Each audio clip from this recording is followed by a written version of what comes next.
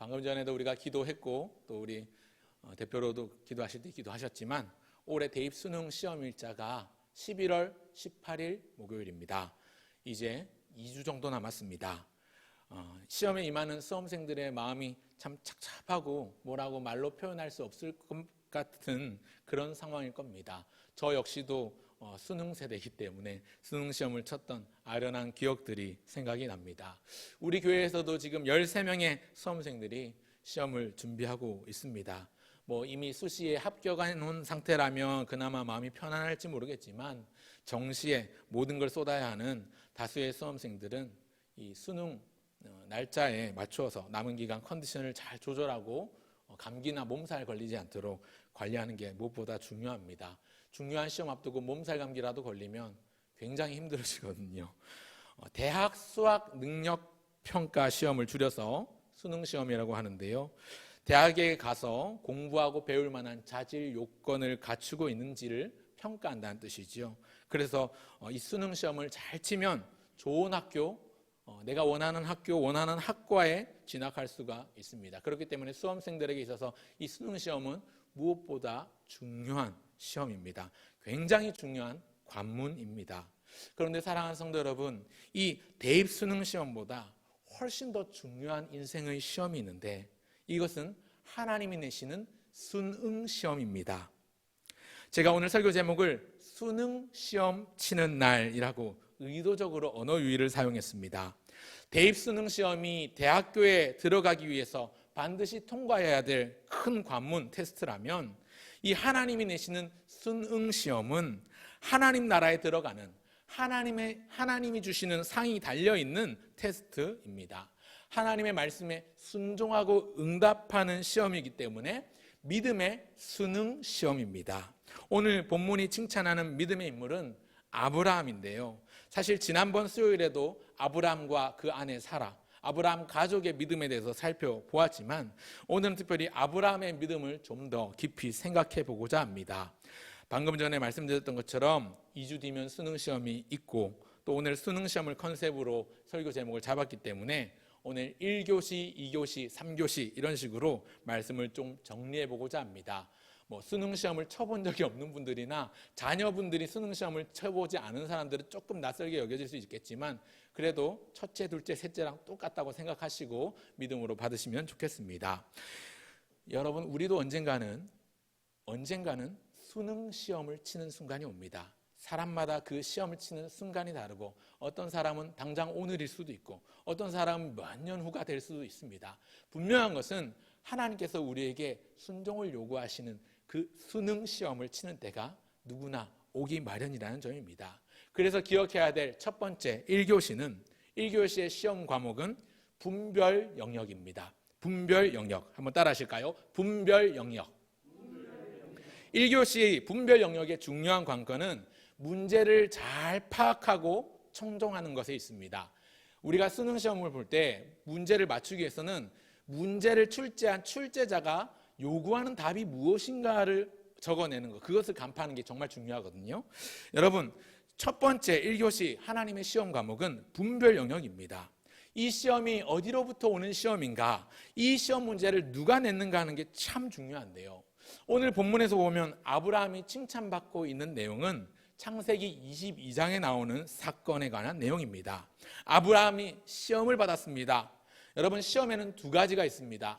한 가지는 하나님이 주시는 시험이고 또 다른 하나는 사단 마귀가 주는 시험입니다.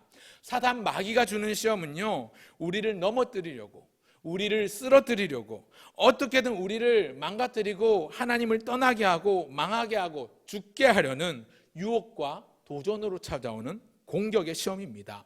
영어로 말하면 temptation이라고 할 수 있습니다. 이 시험은 할 수만 있다면 무조건 피해야 합니다. 그리고 만약에 피할 수가 없어서 이 시험을 당해야 한다면 반드시 그 시험에서 반드시 이겨야만 합니다. 지면 죽습니다. 지면 끝납니다. 그런데 이 시험 말고 또 다른 시험이 있다고 했죠. 하나님이 주시는 시험이 있는데 이 하나님이 주시는 시험은 조금 성격이 다릅니다. 이 시험은 우리를 넘어뜨리려고 하고 우리를 죽게 만들려고 하고 우리를 쓰러뜨리고 망가뜨리려는 시험이 아니라 이 시험은 통과하면 상 주시려는 시험입니다. 이 시험은 잘 통과하면 말로 다 형용할 수 없는 하나님의 형통의 복을 상으로 받게 됩니다. 하나님이 주시는 테스트, 영어로 테스트입니다. 오늘 본문에서 아브라함이 받은 시험에 대해서 언급하고 있는데 이 시험의 실체는 하나님이 주신 시험입니다.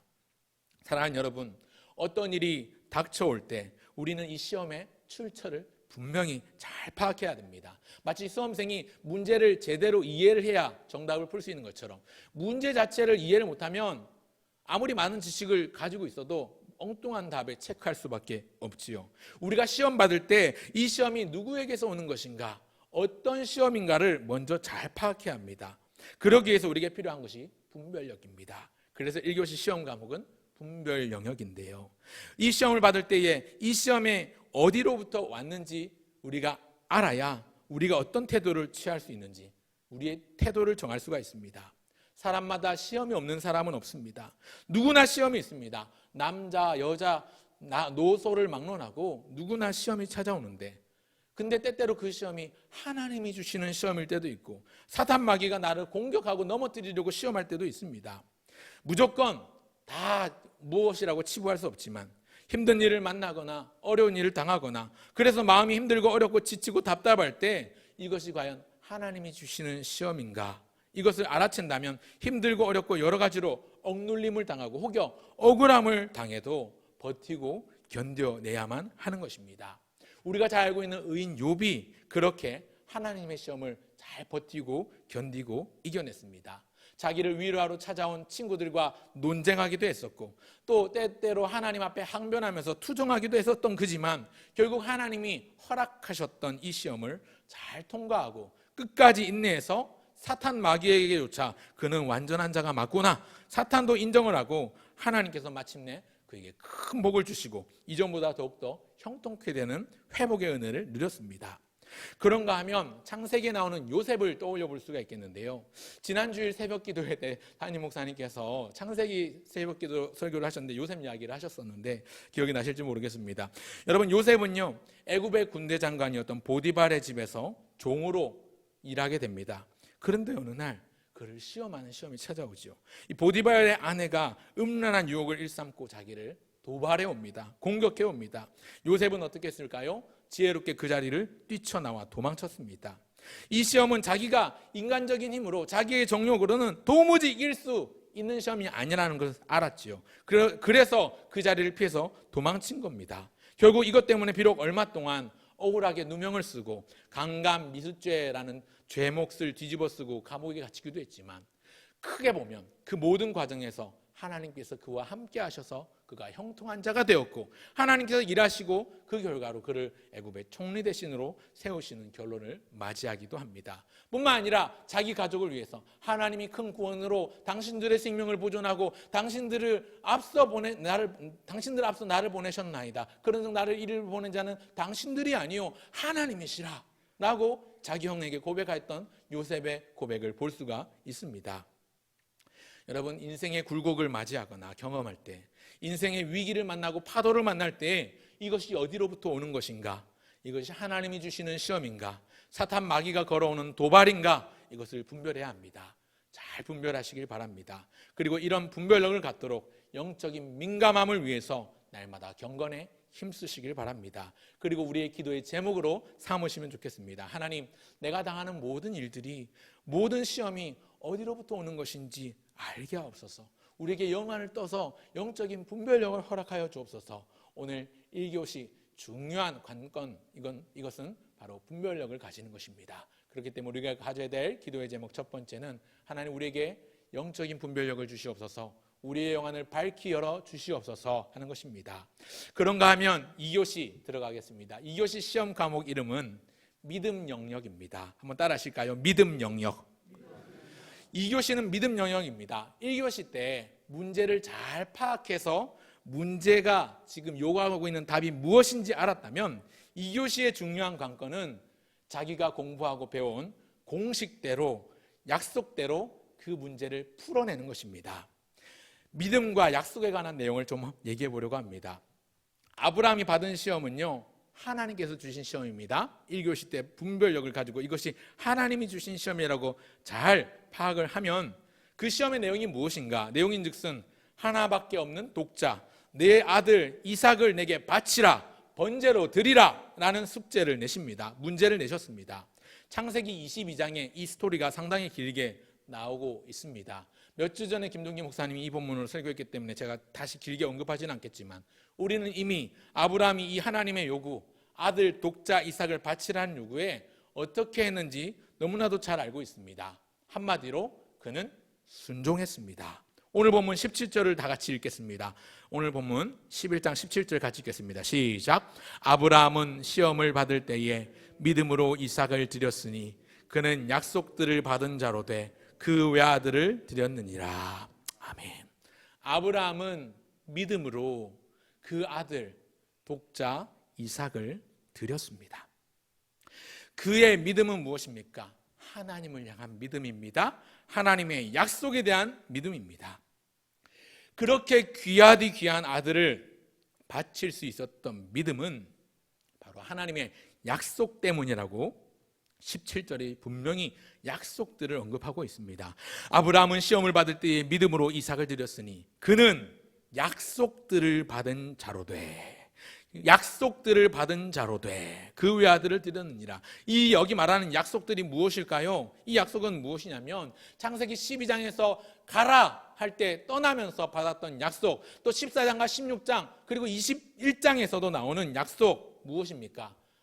아브라함아, 하늘의 별들을 보아라, 뭇별들을 보아라, 바닷가의 모래를 보아라, 해변가의 모래를 보아라, 너의 자손이 그와 같이 하겠다라는 하나님의 약속입니다.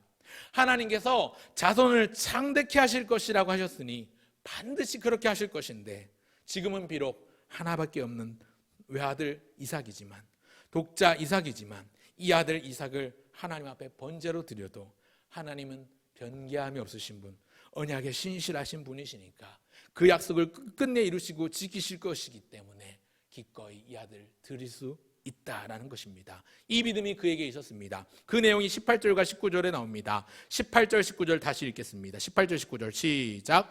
그에게 이미 말씀하시기를 내 자손이라 칭할 자는 이삭으로 말미암으리라 하셨으니 그가 하나님이 능히 이삭을 죽은 자 가운데서 다시 살리실 줄로 생각한지라.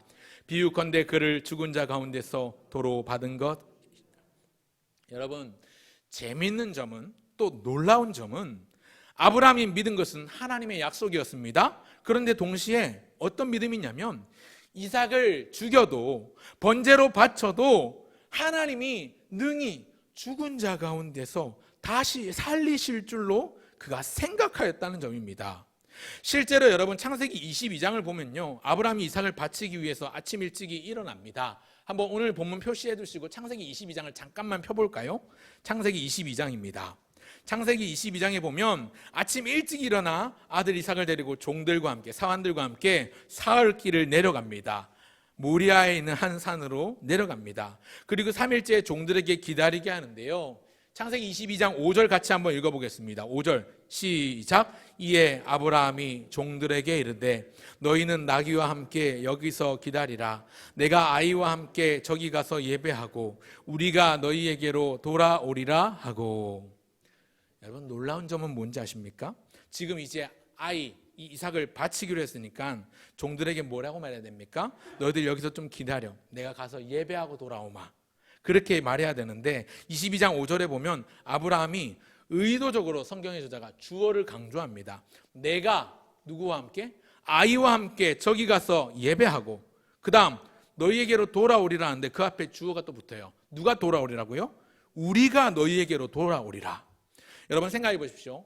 만약에 이 아이를 제물로 바칠 것이면 돌아올 땐 지금 둘이 가지만 아들을 바치고 나면 돌아올 때는 혼자 돌아와야 되지 않습니까? 그러면 내가 아이와 함께 가서 예배하고 돌아오리라 이렇게 말하면 될 것 같은데, 아니면 굳이 주어를 강조한다고 하면 내가 아이와 함께 가서 예배하고 내가 다시 돌아오겠다 이렇게 말해야 될 것 같은데 22장 5절에는 분명히 우리가 너희에게로 돌아오리라.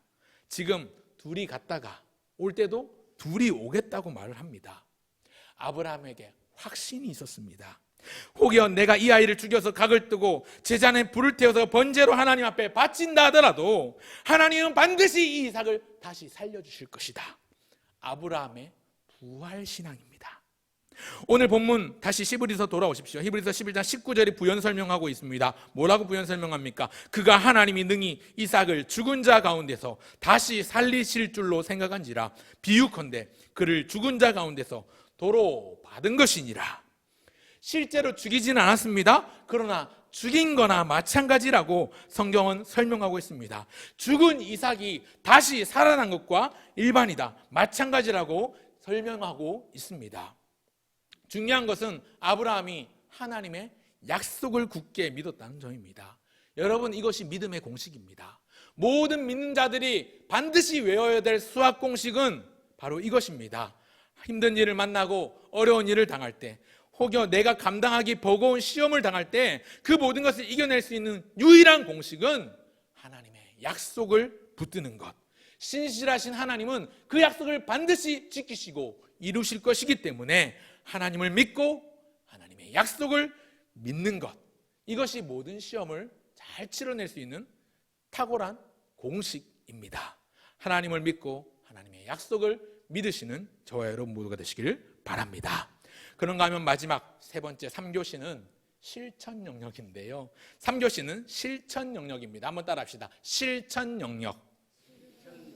세 번째 실천 영역은요, 1교시 때 문제를 잘 파악하고 지금 문제가 요구하는 답이 무엇인지 파악했다면, 그리고 2교시 때 그것을 공식을 대입해서 잘 풀었다면 3교시의 중요한 관건은 이제 풀어낸 그 답을 답안지에 정확하게 써내는 것입니다. 답안지에 정확하게 마킹하면서 써내려가는 것이 실천하는 것인데요. 세 번째로 아브라함의 그 믿음은 순종으로 이어졌습니다. 행함으로 열매 맺었습니다. 아침 일찍 일어나 채비를 하고 등에 지게를 이고 이삭과 함께 하나님께서 말씀하신 모리아의 한 산에 이르러서 아들을 바치고자 했습니다. 이것은 하나님의 명령을 받은 결과입니다. 하나님이 명령하실 때에 그 말씀을 받들어야 한다는 것은 하나님을 믿는 사람이라면, 주님을 섬기는 사람이라면 누구라도 아는 사실입니다. 오늘 저와 여러분도 마찬가지로 다 알고 있죠. 말씀대로 살아야 하는 것, 주님 말씀에 순종해야 하는 것 당연합니다. 그것이 마땅합니다. 예수 믿고 하나님을 섬기는 우리는 하나님 말씀을 따라 살고 예수님 말씀에 순종해야 합니다. 머리로는 잘 압니다. 그런데 우리의 문제는 머리로 아는 것에 그친다는 점입니다. 사랑하는 여러분, 하나님의 말씀을 아는 것과 믿는 것은 다릅니다. 여러분, 길을 아는 것과 길을 가는 것은 분명한 차이가 있습니다. 제가 종종 드는 비유가 뭡니까? 지난번에도 얘기했습니다만, 제가 여기서 예를 들어서 부산까지 가는 방법을 여러 가지로 말할 수 있습니다. 기차를 타고 갈 수도 있고, 비행기를 탈 수도 있고, 직접 운전을 해서 차를 몰고 갈 수도 있고, 심지어 체력이 허락한다면 걸어서 갈 수도 있습니다. 그렇게 부산까지 가는 방법을 말한다고 해서, 그 방법을 잘 안다고 해서 제가 부산에 도착하지는 않습니다. 중요한 것은 움직이는 겁니다. 아는 것을 하나라도 행동으로 옮겨야 하는 것이죠. 걸어가든지 차를 타든지 비행기를 타든지 일단 행동으로 옮겨야 목적지에 도착합니다. 가야 가는 거지, 움직여야 가는 거지, 움직이지 않고 아무리 말해도 소용없습니다. 움직이지 않고 아무리 알아도 소용이 없습니다. 무슨 말씀입니까? 하나님의 말씀이 우리에게 주어졌을 때, 주님의 명령이 우리에게 주어졌을 때 우리는 그 말씀을 듣는데, 그 말씀이 우리에게 부담을 주기도 하고 거룩한 부담으로 우리를 압박해 오기도 하는데, 우리의 태도는 어떻습니까? 머리로는 알아요. 이 말씀 순종해야 된다. 이 명령 순종해야 된다. 내가 겸손함으로 받들어야 된다. 그런데 우리는 귀를 틀어막고 마치 못 들은 것처럼, 안 들은 것처럼 가만히 있지요. 현재 내 삶에 그냥 안주하고 지금 자리에 머물고 싶어 합니다. 여러분, 하나님이 우리에게 요구하시는 순종은 작은 순종일 때도 있습니다. 작은 순종은 줄곧 잘할 수 있습니다. 작은 순종은 잘할 수 있는데, 또 작은 순종이기 때문에 못 들은 척 그냥 지나쳐도 큰 문제가 생기지 않아요. 중요한 건 하나님이 우리에게 요구하시는 순종은 사실 작은 순종보다 큰 일들이 더 많습니다. 지난번에 살펴봤던 것처럼 아브라함을 부르실 때 그가 갈 바를 알지 못했지만, 그런 상황에서 가라, 네가 내게 지시할 땅으로 가라 라고 말씀하신 것도 큰 순종을 요구하신 것이지만, 이런 순종의 요구는 한 번으로 끝나지 않고 똑같은 사람 아브라함에게 또 다른 큰 순종을 요구하십니다. 지금 이 아들 독자 이삭 100년 만에 얻은 후사인데 그 이삭을 바치라는 명령이 떨어졌을 때 에비된 입장에서 아브라함이 기분 좋게 흔쾌히 순종할 수 있었겠습니까? 세상에 어느 부모가 금이야 옥이야 금지옥엽 같은 내 자식을 쉽게 바칠 수 있단 말입니까? 하지만 아브라함은 순종했습니다. 아브라함은 기꺼이 움직였습니다. 아침 일찍이 일어나 종들 사환들을 데리고 그 아들 이삭과 함께 어깨에 짐을 지우고 사흘길을 내려갔습니다. 그렇게 순종했더니 그 이삭을 죽이기 직전에 하나님께서 그를 말리십니다. 읽지는 않았습니다만 창세기 22장 11절에 보면 아브라함아 아브라함아 여호와의 사자가 그를 멈춥니다. 그리고 12절에 보면 그 아이에게 내 손을 대지 말라. 그에게 아무 일도 하지 말라. 네가 내 아들 독자까지도 내게 아끼지 아니하였으니 내가 이제야 네가 하나님 경외하는 줄을 아노라. 이렇게 말씀하시면서 뒤를 돌아보니 가지에 걸려있는 순양 한 마리를 허락해 주셔서 그 순양을 아들 이삭 대신 번제로 드립니다. 그래서 그 산의 이름을 이름하여 여호와 이레다. 여호와의 산에서 준비하신다. 이렇게 이름을 짓습니다. 제가 이 본문은 사실은 제가 청소년 사역할 때 주로 많이 전했던 본문 중에 하나인데 아이들 가르칠 때 이렇게 가르칩니다. 기억하기 좋으라고. 얘들아, 믿음은 이래. 여호와 이래. 믿음은 이래. 믿음이 이거야. 여호와 이래. 하나님이 예비하시는 줄 알고 밑도 끝도 없이 보이지 않지만 순종하는 것. 한번 따라가 보는 것. 하나님이 어떻게 인도하실지 모르겠지만 하나님께서 붙드신다는 확신을 가지고 나가는 것. 그게 여호와 이래. 믿음은 이래. 이렇게 가르치기도 했습니다. 여러분, 하나님의 말씀이 주어졌을 때 우리가 그 말씀을 따라가면 좋겠습니다. 아브라함의 믿음이 그랬습니다. 그를 부르셔서 너는 너의 고향 친척 아버지의 집을 떠나 네가 내게 지시할 땅으로 가라 하셨을 때부터 아브라함은 그 명령을 겸손함으로 받들었습니다. 길이 없는 곳에 길을 내시는 분이시지, 언약에 신실하신 분이시지, 그 하나님을 확신하면서 약속을 붙들었는데 오늘 본문에서도 언급하는 것 역시 이삭을 바치라. 너의 독자 하나밖에 없는 이삭을 바치라는 말씀에도 여전히 아브라함은 하늘의 수많은 별, 무별을 보는 것처럼 바닷가의 수다한 모래를 생각하면서 내 자손을 창대하게 하겠다라는 하나님의 약속을 철저하게 믿고 머리로만 아니라 가슴으로만 아니라 움직여서 행동으로 실천하는 신앙의 모습을 보여주었습니다. 그런 의미에서 지난번에도 말씀드렸지만 여러분, 믿음은 명사가 아니라 동사입니다. 믿음은 움직이는 것입니다. 믿음은 행동하는 것입니다. 믿음은 실천하는 것입니다. 목사님, 제가 돈 많이 벌면 교회에 10억 정도 헌금하겠습니다. 이런 말로는, 여러분, 말로는 무엇이든 할 수 있죠. 중요한 건 진짜로 행동에 옮겨야 되는 겁니다. 그리고 목사님, 제가 나중에 돈 많이 벌면 뭐 10억보다 더 많이 드릴 수도 있어요. 그런데 이런 말보다는요, 지금 당장 하나님께 드리는 얼마, 지금 당장 하나님의 말씀이 주어졌을 때 즉각 순종하는 게 더 중요합니다. 왠지 아십니까? 나중에, 다음에, 이런 말들은 사탄이 제일 좋아하는 도구입니다. 헌신하는데 나중에 헌신해. 애들 다 대학 보내고 시집장가 다 보내놓고 그때 헌신하면 되지. 사탄은 우리에게 속삭입니다. 마귀는 우리를 시험합니다. 아유, 헌금하는데 돈 더 많이 벌어서 해. 지금 말고 좀 더 모아서 해. 사탄이 그렇게 우리에게 속삭입니다. 못하게 하는 거죠.